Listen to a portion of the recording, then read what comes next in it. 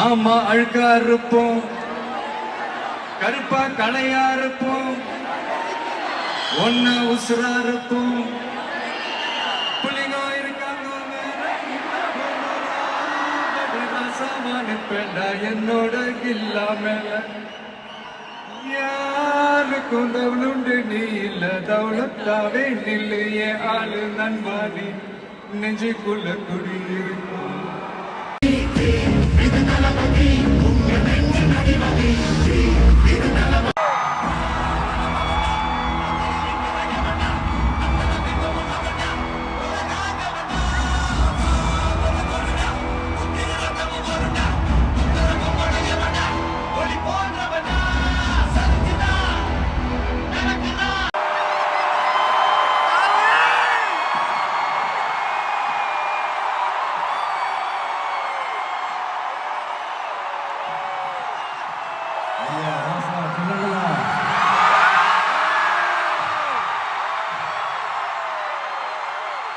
யாரு சாமி நீங்களா?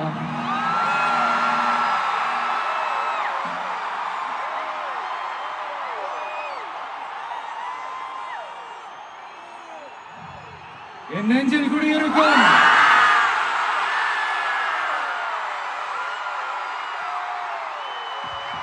மலேசியா மக்கள், மலேசியா தமிழர்கள், உங்கள் அனைவருக்கும் என்னுடைய வணக்கம் வணக்கம் வணக்கம். அதுலயும் குறிப்பா சொல்லணும்னா, இலங்கைக்கு அடுத்தபடியா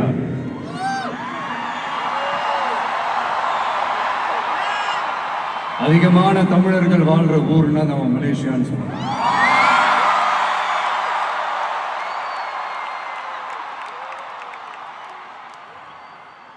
நம்ம தமிழர்கள் தான் உலகத்துல எந்த நாட்டுக்கு போனாலும் அவங்க சொந்த நாடாவே நினைச்சு உழைக்க ஆரம்பிச்சிருவாங்களே.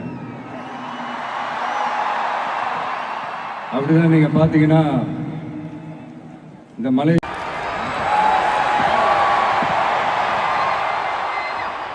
அப்படின்னு நிறைய பேர் சொல்லி கேள்விப்படும் போது உண்மையிலே ரொம்ப சந்தோஷமா தான். இங்க இருக்கிற முருகன் கோயிலுக்கு மலையாக்காரங்க காவடி எடுத்துட்டு போறாங்க.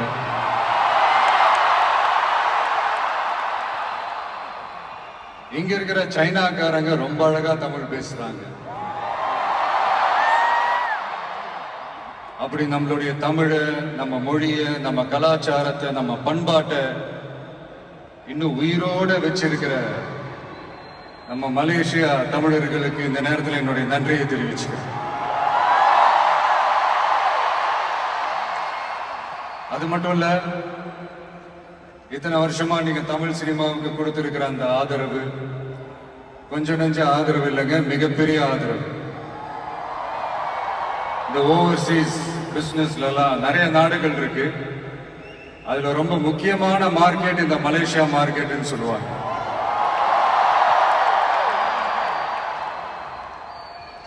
நம்ம நண்பர் அஜித் நடிச்ச பில்லான்னு சொல்லலாம்.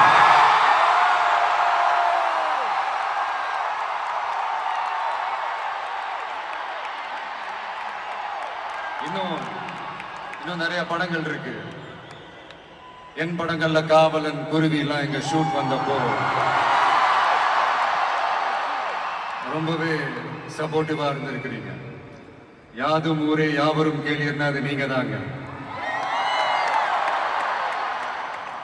அப்படிப்பட்ட இந்த மலேசியால இந்த ஜனநாயகன் படத்தினுடைய அது சொல்லாமா வேணாமான்னு தெரியல, என்னோட கடைசி படமான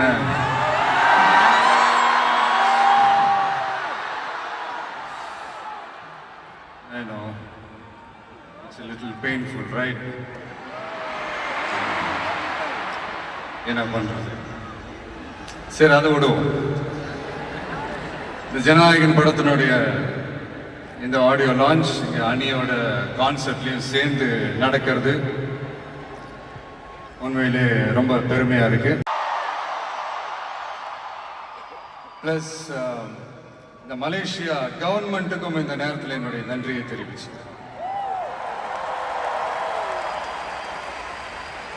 தமிழ் சினிமா ஆரம்பிச்சு எவ்வளவோ வருஷங்கள் ஆச்சு.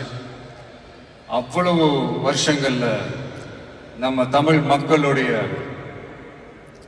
அந்த சந்தோஷத்துல, துக்கத்துல, கொண்டாட்டத்துல, குடும்பத்துல, ஆன்மீகத்துல, உழைப்புல, அரசியல்னு சொல்லி எல்லாத்துலயுமே நம்ம தமிழ் சினிமா அப்படியே கலந்து ஊறி போய் இருக்கு.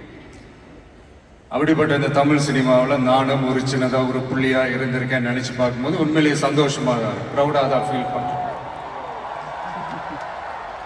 சினிமா விட்டு ஏன் போறீங்க அப்படின்ட்டு நிறைய பேர் கேட்குறாங்க. சினிமான்றது ஒரு மிகப்பெரிய ஒரு கடல். அதுல ஒரு கரையோரமா ஒரு சின்னதா ஒரு மணல் வீடு கட்டணும்னு தான் நான் ஆசைப்பட்டேன்.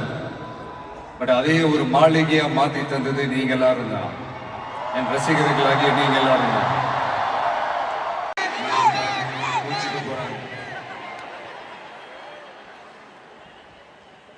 ஒரு குட்டி கதை மாதிரி ஒரு ஆட்டோக்காரர் ஒரு கர்ப்பிணி பெண்ணை ஆட்டோல ஏத்திக்கிட்டு ஹாஸ்பிட்டலுக்கு போறாங்க. பெரிய மழை பெஞ்சுக்கிட்டு இருக்கு. அப்ப அவர்கிட்ட இருந்த அந்த கொடைய அந்த கர்ப்பிணி பெண்ணை கிட்ட கொடுத்துட்டு இதை எடுத்துக்கிட்டு போமா அப்படின்னு சொல்றாங்க. அப்ப அந்த பொண்ணு சொல்றாங்க, ஆனா இது எப்படி நான் உங்ககிட்ட நான் திருப்பி கொடுக்கறது? அதுக்கு அந்த ஆட்டோக்காரர் சொல்றாரு, வேற யாருக்காவது தேவைப்படுறவங்களுக்கு கொடுத்துருமா அப்படின்னு சொல்லிட்டு அவர் போயிடுறாரு. அந்த கர்ப்பிணி பெண் அந்த கொடையை எடுத்துக்கிட்டு ஹாஸ்பிட்டல் வாசலுக்குள்ள போகும்போது அந்த வாசல்ல ஒரு பெரியவர் மழைக்கு பயந்துகிட்டு அப்படியே கை கட்டிக்கிட்டு நின்றுட்டு இருக்கிறாரு.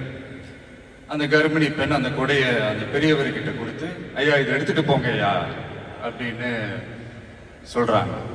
அதுக்கு அந்த பெரியவர் இதே மாதிரி கேட்கிறாரு, அம்மா நீங்க யாருன்னு எனக்கு தெரியாது, எப்படிமா இந்த கொடையை நான் திருப்பி உங்ககிட்ட கொடுக்கறது? அதுக்கு அந்த பொண்ணு சிரிச்சுக்கிட்டே சொல்றாங்க, வேற யாருக்காவது தேவைப்படுறவங்களுக்கு கொடுத்துருங்க ஐயா அப்படின்னு சொல்லிட்டு போயிடுறாங்க. உடனே அந்த பெரியவர் கொடையை எடுத்துக்கிட்டு பஸ் ஸ்டாப்புக்கு வராரு. பஸ் வருது, ஏறி போகும்போது அங்க பாக்குறாங்க ஒரு பூக்கார அம்மா பூவை வச்சுக்கிட்டு ஒரு அட்டையை இப்படி மழைக்காக பிடிச்சிக்கிட்டு உட்கார்ந்துட்டு இருக்கிறாங்க. பெரியவர் போய் அந்த கொடையை அந்த பூக்கார அம்மா கிட்ட கொடுத்துட்டு அவர் பஸ் ஏறி போயிடுறாரு. பூக்காரம்மா அந்த கொடையை எடுத்துக்கிட்டு வீட்டுக்கிட்ட வரும்போது அங்க ஒரு ஸ்கூல் படிக்கிற பொண்ணு பேக்கெல்லாம் மாட்டிக்கிட்டு மழையில ஓடி வர்றாங்க. அவங்க போய் அந்த ஸ்கூல் பொண்ணு கிட்ட கொடையை கொடுத்துட்டு மழையில நனையாதம்மா இதை எடுத்துக்கிட்டு போங்க அப்படின்னு சொல்றாங்க. அந்த பொண்ணு தேங்க்ஸ் அப்படின்னு சொல்லிட்டு வீட்டுக்கிட்ட வரும்போது அந்த பொண்ணோட அப்பா பதட்டத்தோட வாசல்ல நின்றுட்டு இருக்கிறாரு. பொண்ணு மழையில நனைஞ்சுக்கிட்டு வரணுமே அப்படின்ட்டு. அந்த அப்பா வேற யாரும் இல்ல, அந்த ஆட்டோக்காரர்.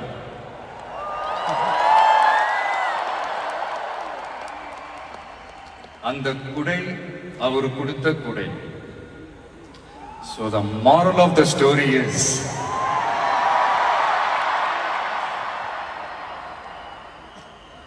முடிஞ்ச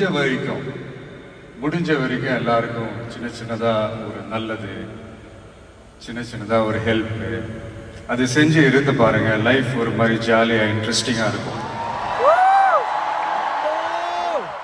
ஒரு ஃபேமஸ் சேயிங் ஒன்று இருக்கு, வெள்ளத்துல தவிக்கிற ஒருத்தருக்கு நீங்க படகு கொடுத்தீங்கன்னா பாலைவனத்துல நீங்க தவிக்கிறப்போ அது ஒட்டகமா வந்து நிற்கும். இப்ப யாராவது உங்களுக்கு ஏதாவது கெடுதல் செஞ்சுட்டாங்கன்னு வைங்களேன், அது நீங்க பழி வாங்கிட்டீங்கன்னு வைங்களேன், அந்த நாள் முழுக்க நீங்க சம மகிழ்ச்சியா இருப்பீங்க. எப்படி பார்த்தல எப்படி பழி வாங்கினேன். ஆனா அதே மனுஷனை மன்னிச்சு விட்டு பாருங்க, வாழ்நாள் முழுக்க நிம்மதியா இருப்பீங்க. அதனால யாரையும் கஷ்டப்படுத்துறதுக்கோ, யாரையும் அவமானப்படுத்துறதுக்கோ, யாரையும் பழி வாங்குறதுக்கோ இல்லைங்க இந்த வாழ்க்கை.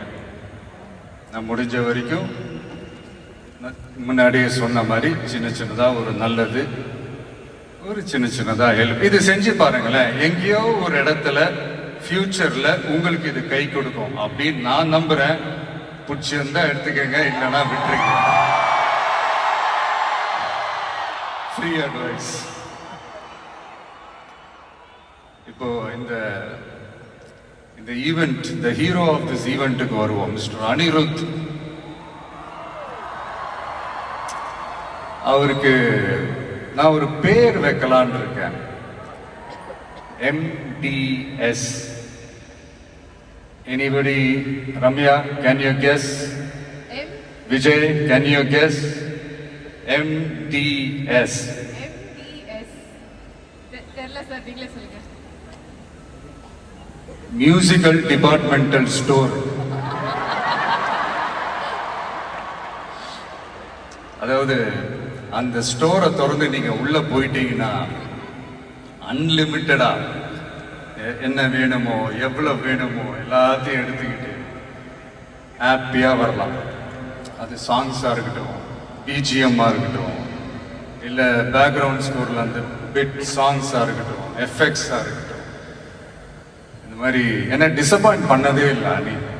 அது என்னுடைய படம் ஆல்பமா இருக்கட்டும், இல்ல மற்றவங்க படம் ஆல்பமா இருக்கட்டும், படிப்படியா ஏறி போய்கிட்டே இருக்கிறாரு. ஸோ ஹாப்பி ஃபார் யூ அனி. அண்ட் என்னுடைய டைரக்டர் H. வினோத் ஒரு சமூக பொறுப்புள்ள ஒரு இயக்குனர் சொல்லலாம்.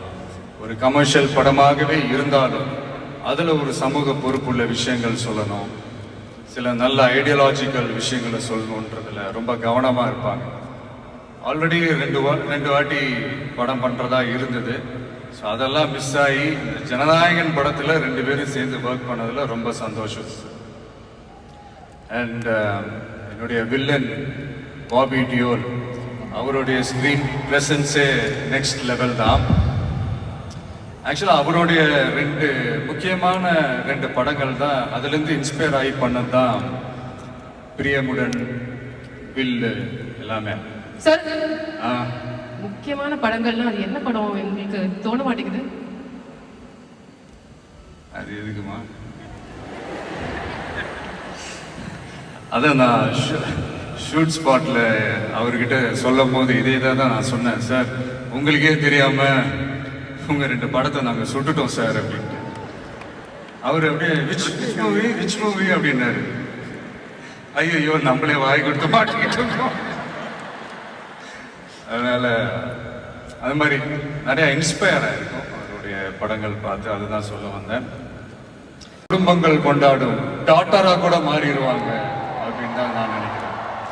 என்னுடைய நல்ல ஒரு ஃப்ரெண்ட் அவங்க.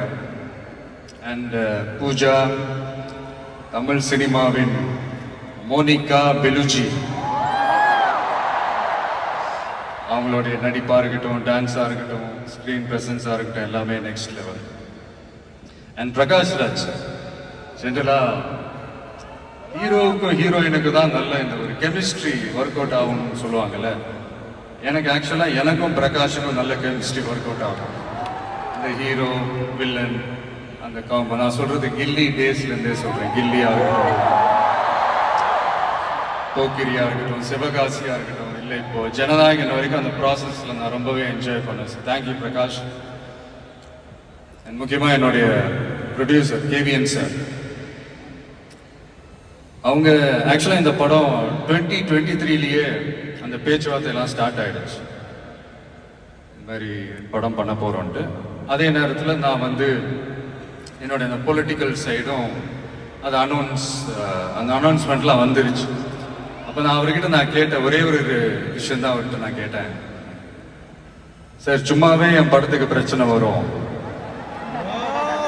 இதுல வேற ட்ராக்கை நோக்கி போறேன், எப்படி சார் இந்த டைம்ல நீங்க படம் எடுத்து பண்றீங்களா, பரவாயில்லையான்னு கேட்டேன். அவர் அதெல்லாம் யோசிக்கவே இல்லை, இமீடியட்டா பண்ணலாம் அப்படின்ட்டு அந்த பாசிட்டிவ் வைபை எங்க மேல திருப்பி விட்டார். ஸோ இந்த நேரத்தில் அந்த படம் நீங்க எடுத்து பண்ணதுக்கு ரொம்ப நன்றி சார். ஏன்னா அதுலேருந்து ஸ்டார்ட் ஆகி இன்னைக்கு இந்த ஆடியோ ஃபங்க்ஷன் வரைக்கும் வந்து நின்றுருக்கிறோம். எதுலையுமே தலையிட மாட்டார். நம்மளுடைய கோ ப்ரொடியூசர்ஸ் ஜெகதீஷ், லோஹித்லாம் சொல்லுவாங்க, இவர் என்ன சார் எதுலையுமே தலையிடவே மாட்டாரு, என்ன நடக்குது, ஏது நடக்குது, ஷூட்டிங் நடக்குதா இல்லையா, என்ன செலவாகுது, எதுவுமே கேட்க மாட்டேன்றாரு.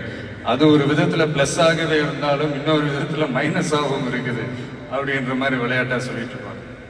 ரொம்ப அவருக்கு இந்த மாஸ் பிலிம் வலுவான எதிரிகள் இருக்கணும்.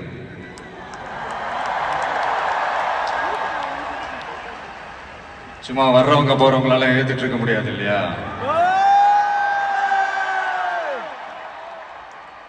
வலுவா இருக்கிறவங்கள தானே எதிர்க்க முடியும். அப்பதானே நாம ஜெயிக்கிற அளவுக்கு வலிமையா இருக்கோம்னு அர்த்தம். இப்ப ரீசெண்டா நம்மளை பத்தி ஒரு பேச்சு ஒண்ணு ஓடிட்டு இருக்கு. விஜய் என்ன தனியா வருவாரா அணியா வருவாரா அப்படின்னு. நம்ம எப்பங்க தனியா இருந்திருக்கிறோம்? 33 வருஷமா உங்களோட தானே இருக்கிறோம், மக்களோட தானே இருக்கிறோம். அப்ப அது ஒரு மிகப்பெரிய ஒரு அணி தானே. அது எப்படி தனின்னு சொல்ல முடியும்?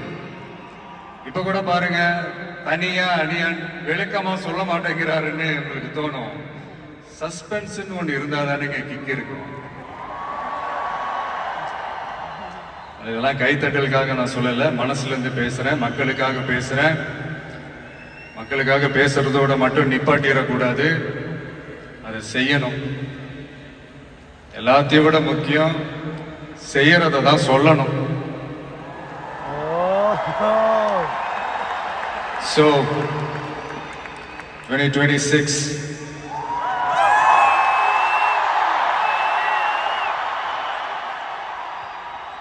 history repeats itself.